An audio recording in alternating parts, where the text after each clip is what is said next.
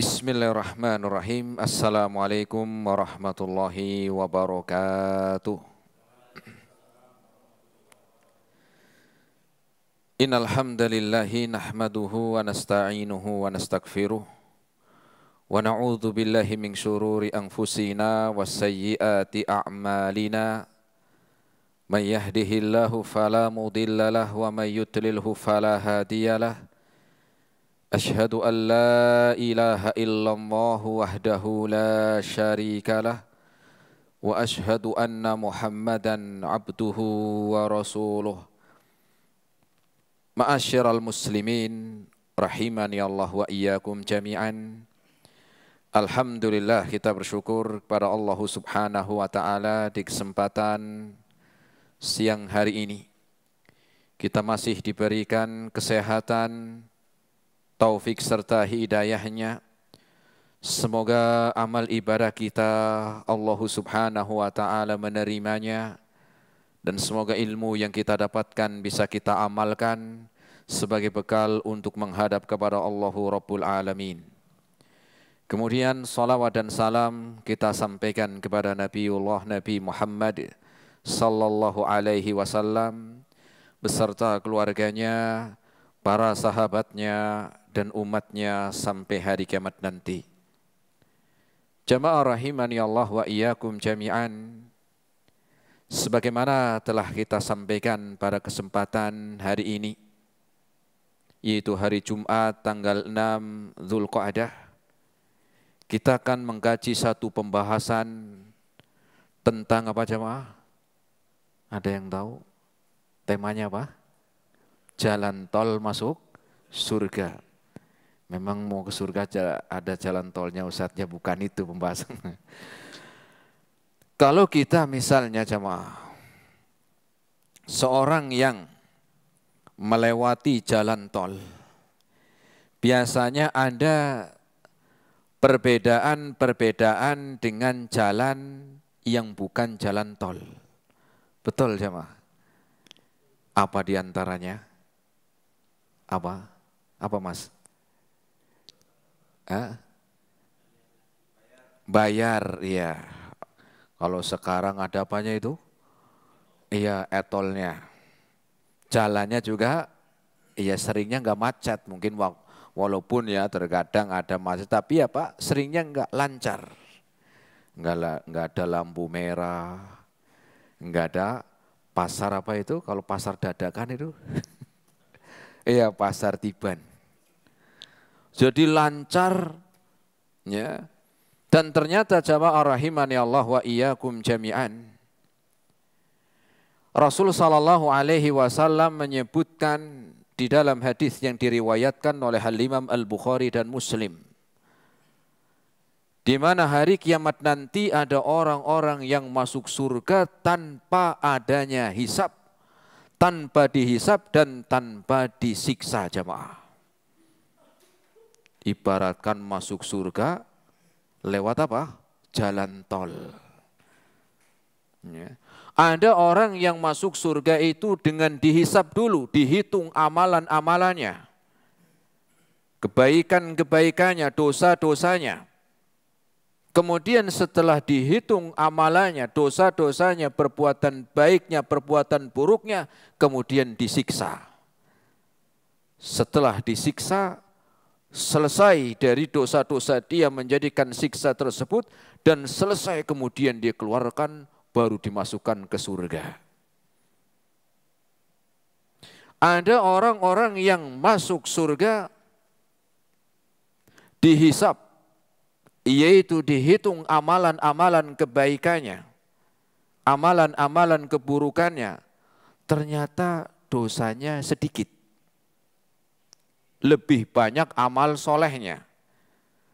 Maka orang ini Allah ampuni, ya, tanggung dosanya sedikit. Kalaupun ibaratkan ya seandainya disiksa cuma disentil kupingnya doang, ibarat begitulah. Udahlah, ini langsung aja masuk surga. Setelah dihisab, dia hitung amal kebaikan atau keburukannya, dan ternyata dia dosa-dosanya sedikit. Jauh lebih banyak amal solehnya. kemudian dia dimasukkan langsung ke surga. Dan ada kelompok yang ketiga, masuk surga tanpa adanya dihitung amal-amalnya, dan tanpa dihisap, kemudian tanpa disiksa. Ibaratkan langsung dimasukkan kemana? Ke surga.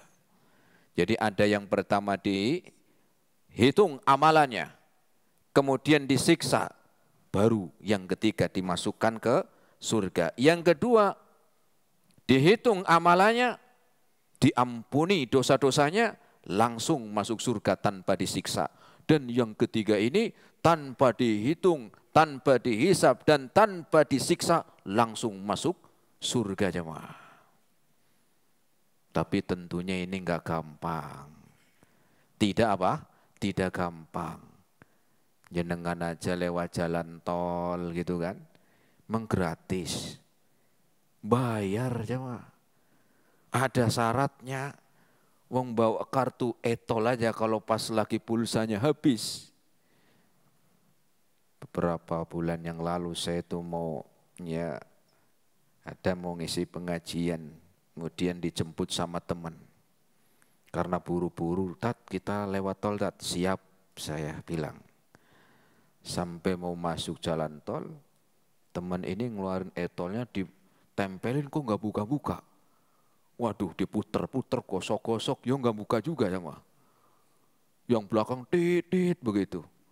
Akhirnya teman saya keluar, oh kayaknya saya lupa belum ngisi, aduh. Untungnya belakang ada yang bantu, yang belakang ada yang bantu. Udah mas ini saya bantu. Ya. Itu yang bawa kartu aja kalau lupa, ya belum bisa masuk. Nah demikian pula seorang yang masuk surga tanpa adanya disiksa dan tanpa adanya dihisap dengan dihitung amalnya, itu pastinya enggak gampang jemaah. Tetapi juga jangan khawatir, kenapa? Karena orang-orang ini Rasul menyebutkan di dalam hadisnya, ya banyak, enggak sedikit. Rasul mengatakan, sab'una alfan yadkhulunal jannata bighairi hisabin wala azab. Mereka ada 70.000 dari umatku. Nanti pada hari kiamat masuk surga tanpa ada dihisab dan tanpa disiksa. Ibaratkan masuk surga lewat jalan tol, lancar begitu jemaah. Ya. Nah, siapa mereka itu? Humul ladzina la yastarquna wa la yaktawuna wa la yatatayyaruna wa ala rabbihim yatawakkalun. Mereka orang-orang yang pertama tidak minta ruqyah. Yang keduanya tidak yaktawun, tidak berobat dengan besi panas, nanti kita akan jelaskan. Wala yatatayyarun, mereka tidak tatoyur. Apa itu tatoyur? Nanti kita akan bahas insyaallah. Yang keempatnya wa ala rabbihim yatawakkalun. Mereka orang-orang yang sangat bertawakal. Ini hadisnya jemaah. Aslinya hadis ini panjang, yang enggak terlalu panjang kita bacakan dari awal ya. Ya, karena ini hadisnya agak sedikit panjang. Jadi kita minta nih jamaah teman-teman ya, ikhwan wal akhwat, ya bapak-bapak, ibu-ibu ya untuk apa? Jangan ngantuk. Ya, ngantuknya nanti pulangnya, gitu kan? Biar dapat ilmu. Saya bacakan hadis komplitnya begini jamaah. Tadi kita sebutkan hadis riwayat Imam Bukhari dan Muslim. Karena tadi penggalan sedikit dari hadis ini, tapi kita akan bawakan ya secara utuh hadisnya. Hadis ini diriwayatkan dari sahabat Husain ibni Abdurrahman. Husain ibni Abdurrahman. Beliau mengatakan, qala kuntu inda Sa'id bin Jubair. Saya pernah bersama dengan Sa'id bin Jubair. Ini seorang tabi'in. Disebutkan muridnya Abdullah bin Abbas. Abdullah bin Abbas ini ulamanya para sahabat. Faqala, kemudian Sa'id bin Jubair mengatakan, Ayyukum ra'al kaukabal ladzi inqaddal barihah. Siapakah di antara kalian ini lagi duduk asnya? Awalnya begitu. Kan ini alurnya begitu ceritanya, hadisnya. Siapakah di antara kalian yang semalam ngelihat bintang jatuh? Ya, biasanya bintang jatuh kalau tengah malam kan kelihatan lah begitu. Fakultu katanya Husain, kultu anak saya. Summa kultu ama inni lam akun fi sholatin walakinnani ludiktu. Tapi saya bangun malam ngelihat bintang jatuh bukan karena saya rajin sholat malam, begitu. Tapi saya bangun karena semalam saya disengat oleh ya binatang berbisa, begitu. Ini jujur beliau jemaah. Ya, kalau kita mungkin, jenengan jam segitu udah bangun, iya. Sholat rahasia, padahal ya emang gak sholat. Seringnya kita itu begitu. Kalau beliau jujur, saya bukan orang rajin sholat malam. Memang saya tersengat oleh binatang ya yang berbisa, kalajengking. Begitu beliau mengatakan seperti itu. Ya, maka kita pun nggak usah banyak nggak usah sering ya mungkin kita pura-pura gayanya orang baik, orang rajin ibadah. Memang kalau kita enggak ya sudah biasa aja. Kadang ditanya, mas jenengan hafalan Qur'annya berapa juz mas? Oh rahasia. Juz 30 hafal enggak? Oh rahasia. Padahal emang enggak hafal aslinya. Ya jujur aja saya belum hafal. Selesai. Ya. Nah, kemudian katanya Sa'id bin Jubair ketika mendengar Husain tersengat oleh binatang berbisa tersebut, dia mengatakan, fama sona'ta, terus apa yang kau lakukan ketika itu? Biasalah kalau lagi dalam keadaan begitu, apa yang kau lakukan setelah disengat? Fakultu irtaqaitu, saya meruqyah, saya ruqyah sengatan itu. Sakit sebenarnya. Itu kalau antum yang disengat kira-kira kemana dulu jamaah? Langsung IGD. Sahabat itu nggak langsung begitu jamaah. Ya tawakal dulu, diruqyah. Kalau belum sembuh ya bawa ke dokter kan begitu, atau ke dokter dulu ya nggak apa-apa.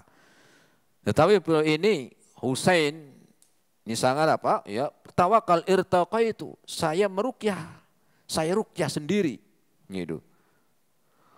Jadi namanya ruqyah itu bukan cuma untuk orang yang kesurupan jin jamaah. Seakan-akan ini ruqyah center yang datang orang-orang yang kesurupan jin doang, ya enggak. Antum sakit apapun boleh diruqyah. Masukkan ngintat ya boleh diruqyah. Ya. Maka Sa'id bin Jubair pun bertanya, fama hamalaka ala dzalik? Apa yang membuatmu melakukan ruqyah? Ya. Dalilmu apa? Begitu maknanya. Dalil kamu melakukan amalan yaitu setelah disengat, ya, dan engkau meruqyah dirimu sendiri, dalilnya apa? Jadi dahulu para sahabat itu mereka sudah biasa kalau ditanya tentang dalil. Jenengan melakukan amalan ini dalilnya apa bu? Sudah biasa dari dulu. Cuman hari ini aja yang kadang-kadang aneh. Ketika ada suatu amalan dilakukan oleh ya sebagian orang kemudian ditanya, maaf jenengan melakukan begini dalilnya apa nje? Kamu ini dalil, makan aja itu dalil. Seakan-akan alergi dengan apa? Dengan dalil Al-Quran, dalil dari hadis Rasul. Padahal umat Islam ini harusnya punya bukti, punya dalil, punya petunjuk. Dalilnya Al-Quran dan Sunnah. Sebagaimana Husain ketika berdialog dengan Sa'id bin Jubair. Ini sudah biasa dahulu. Sekarang kan kadang-kadang enggak. Ya. Bahkan ada orang yang alergi dengan dalil. Ya, dikit-dikit dalil. Ya memang dalil kita di dalam beragama. Kalau enggak punya dalil mau pakai apa? Kalau bukan dalil dari Al-Quran dan Sunnah Nabi mau pakai apa? Mau pakai akal kita? Kalau dikembalikan agama ini kepada akal seseorang, ini akan beda-beda akalnya. Betul jemaah. Iya. Jadi harus punya apa? Harus punya bukti, punya dalil. Maka katanya Husain pun mengatakan, Haddatsana an Buraidah bin Husayf annahu qala la ruqyata illa min ainin aw hummatin. Saya mendengar dari Buraidah. Ya, disebutkan Buraidah ini ya, mengkabarkan bahwa di sana tidak boleh meruqyah kecuali terkena penyakit ain atau sengatan. Jadi membawa dalil. Faqala, maka katanya Sa'id bin Jubair, qad ahsana marinta ila ma sami'a. Iya, bagus dalil kamu, boleh silakan kau meruqyah. Ya, meruqyah untuk dirimu sendiri, enggak apa-apa. Walakin haddatsana Ibnu Abbas ani Nabi sallallahu alaihi wasallam. Saya mendengar dari Abdullah, saya mendengar dari kami ya. Haddatsana Ibnu Abbas. Ibnu Abbas telah mengkabarkan kepada kami dari Rasul sallallahu alaihi wasallam annahu qala. Di sini mulai hadis Rasul. Nah, Rasul sallallahu alaihi wasallam bersabda, nah tentang ruqyah tadi jemaah. Tapi masih ada lanjutannya. Rasul sallallahu alaihi wasallam bersabda, "Uridat alayyal umamu." Ini ketika Mi'raj. Disebutkan ketika Mi'raj. Ada namanya Isra, ada Mi'raj. Kalau Isra itu perjalanan dari Masjidil Haram ila Masjidil Aqsa. Dari Masjidil Haram ke Masjidil Aqsa. Di mana Masjidil Aqsa? Palestina, di Syam. Kemudian Mi'raj itu disebutkan dari Masjidil Aqsa ila Sidratil Muntaha. Ke langit. Ya, ketika Isra Mi'raj. Maka ketika Mi'raj Rasul ditampakkan nanti pada hari kiamat. Tentang apa? Umat-umat dan para nabinya masing-masing. Ya, ditampakkan para umat-umat terdahulu dan nabi-nabi mereka.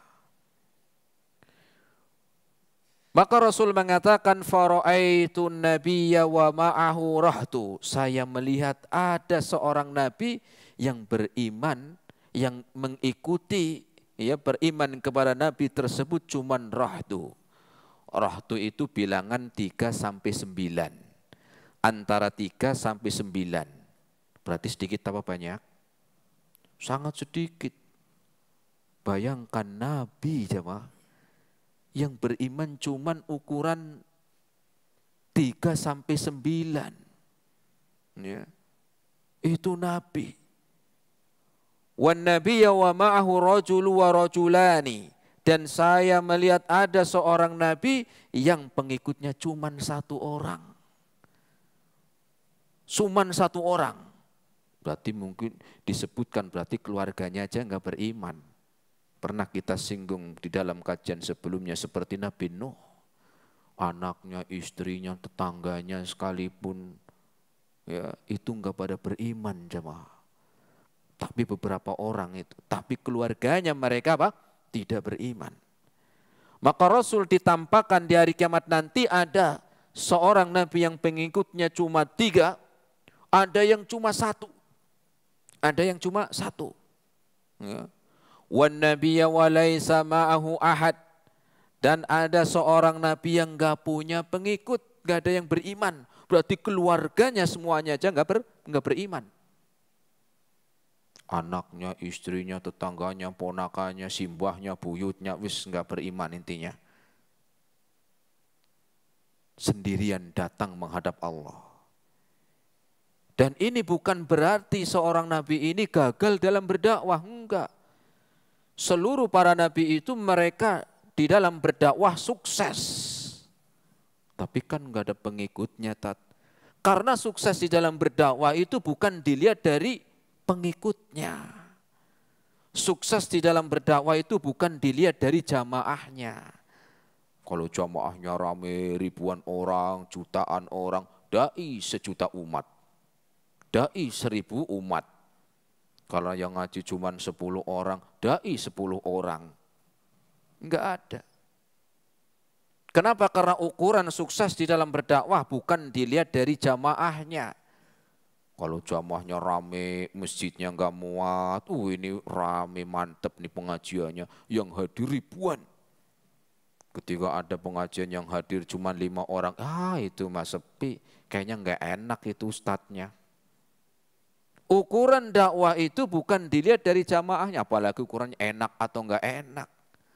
Pengajian belajar ilmu agama kok enak nggak enak. Kalau kuliner mungkin, ya sama. Antum melihat orang yang jualan soto misalnya, ngantri-ngantri sama, ya sampai antri. Mungkin kita ngomong, wah enak kayaknya itu ngantri. Yang sebelah sana jualannya sama ngelamun, nggak ada yang beli. Kayaknya nggak enak itu orang yang beli satu. Itu mungkin kalau seperti itu kuliner. Berbeda di dalam berdakwah. Kenapa? Ukuran sukses berhasilnya dakwah itu bukan dilihat dari orang yang belajar, orang yang ngaji, bukan orang yang dilihat dari jumlah orangnya. Bukan. Makanya semua para nabi dan rasul mereka sukses dakwahnya. Walaupun gak punya pengikut, walaupun jamaahnya sedikit, mereka sukses. Karena dalam dakwah ini bukan cuma sekedar nyari jamaah, nyari orang, bukan. Kalau mau nyari orang jadi partai aja sekalian. Betul ya, Ma? Dari partai aja sudah. Pengajian ilmu agama yang disampaikan itu bukan nyari orang, bukan cari masa. Kenapa? Kembali lagi kepada hidayah orang-orang yang mau belajar. Wan nabiyya wa ma'ahu rajulu wan nabiyya wa laisa ma'ahu ahad. Ada seorang nabi yang tidak ada pengikutnya, bayangkan jemaah. Ya. Ada seorang nabi yang gak ada pengikutnya. Mungkin kalau antum pengajian gak ada yang datang, dipanggil ke sana gak ada yang datang, seminggu pensiun aja lah jadi ustadz. Gak ada yang datang, mungkin kita begitu, mungkin. Tetapi para nabi dan rasul nggak ada, mau ada yang beriman, mau nggak ada, tetap mereka berdakwah. Walaupun nggak ada yang ikut. Ya. Bayangkan Nabi Nuh alaihi salam. Allah sebutkan dakwahnya itu dalam Al-Quran surat Al-Ankabut. Ayat yang ke-14. Surat apa tadi? Al-Ankabut ayat 14. Ayat yang ke-14 dari surat Al-Ankabut, Allah subhanahu wa ta'ala berfirman, وَلَقَدْ أَرْسَلْنَا نُوحًا إِلَى قَوْمِهِ فَلَبِثَ فِيهِمْ أَلْفَ سَنَةٍ إِلَّا 50 عَامًا. Sungguh kami telah mengutus Nabi Nuh untuk berdakwah, mengajarkan agama kepada kaumnya. فَلَبِثَ فِيهِمْ أَلْفَ سَنَةٍ إِلَّا 50 عَامًا. Selama 950 tahun jemaah. 950 tahun dakwah, 950 tahun, karena para nabi umat-umat terdahulu umurnya panjang. Dakwanya selama 950 tahun, bayangkan jemaah. Tetapi banyak yang ikut beriman kepada Nabi Nuh, sedikit, padahal sudah ratusan tahun jemaah. Kita kadang-kadang baru pengajian sebulan, baru yang datang 1 orang, 2 orang, sudah putus asa. Jangan. Ya. Bahkan kadang-kadang ustadznya semangat, jamaahnya. Ustadz ini yang datang cuma 2 orang, Tat. Libur aja nje, Tat. Ngeliburin malah jamaahnya. Ya.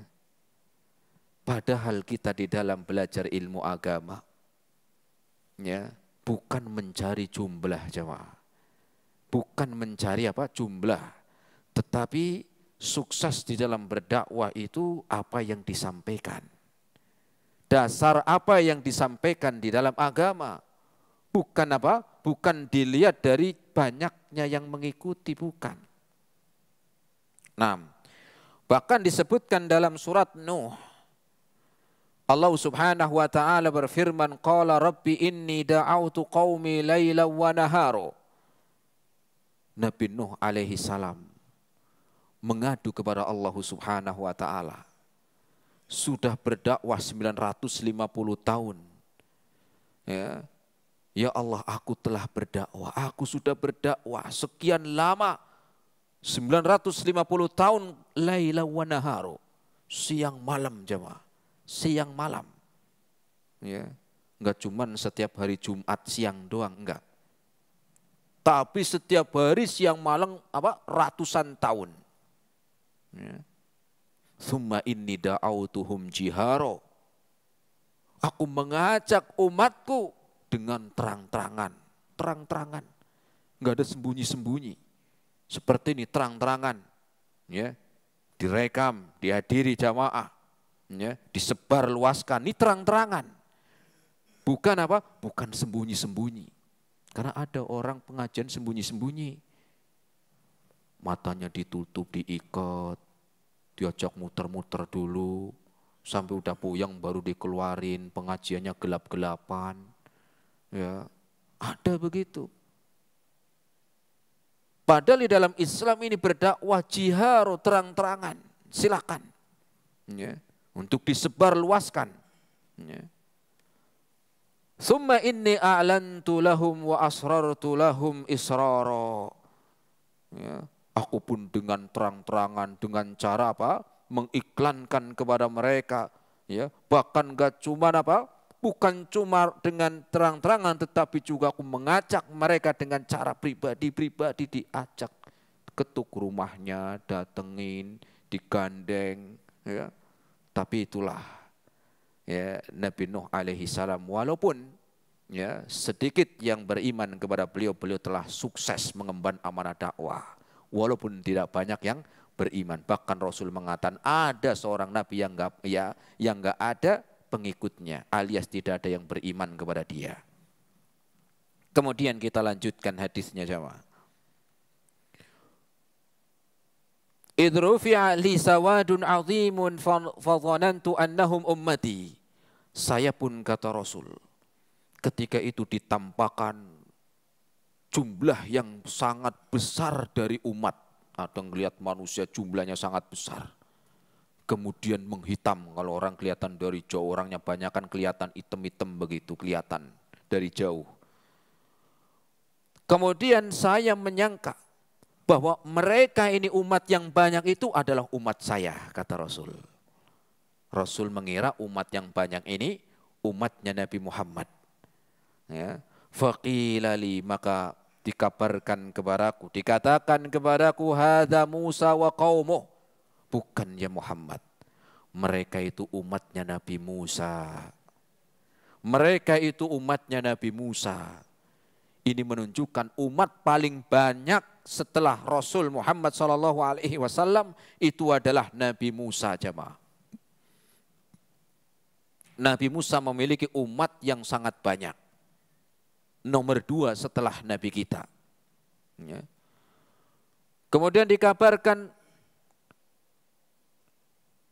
fanadhartu fa idza sawadun azimun, saya pun melihat kelompok manusia yang jauh lebih besar lagi dari yang pertama tadi, yaitu kaumnya, umatnya Nabi Musa. Faqila li hadhihi ummatuka, ya Muhammad, ini umatmu ya Muhammad. Lebih banyak jamaah, paling banyak itu umatnya Nabi kita. Yang kedua umatnya Nabi Musa. Ada yang nggak punya pengikut tadi, sendirian. Ya, sendirian. Ada yang cuma 1, ada yang cuma 2. Tapi mereka semua sudah sukses dalam dakwah mereka. Kemudian Rasul pun mengabarkan, wa ma'ahum sab'una alfan yadkhuluna al-jannata bighairi hisabin wala adzab. Bersama rombongan umatmu yang banyak tersebut ya Muhammad, ada 70.000 dari umatmu yang masuk surga tanpa dihisab dan tanpa diadab. Tadi yang kita bahas sampai. Ya, ada 70.000 ya yang masuk surga lewat jalan apa? Jalan tol jemaah. Enggak macet, enggak disiksa, langsung jemaah. Ketika Rasul berbicara seperti ini, Rasul menyampaikan hadis ini, menyampaikan sabdanya ini, summa nahadha fadakhala manzilahu. Rasul belum melanjutkan. Rasul bangkit dari tempat duduknya kemudian pulang masuk rumah. Kira-kira antum penasaran enggak? Kalau seandainya saya ngomong beginilah pengajian.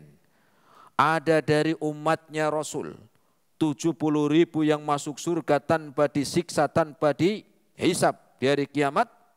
Kemudian saya, assalamualaikum, saya mau pulang. Kira-kira antum penasaran enggak? Loh gimana Ustadz, belum selesai udah salam aja pulang.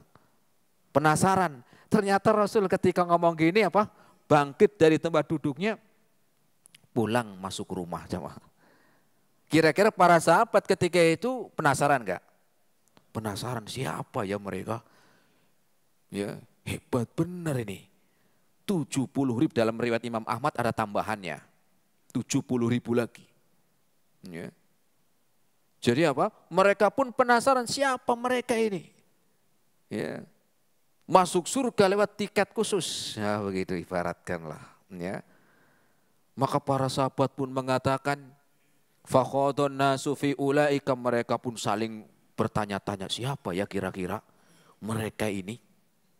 Faqala ba'duhum, sebagian mereka mengatakan fala'allahum alladzina sahibu Rasulullah sallallahu alaihi wasallam.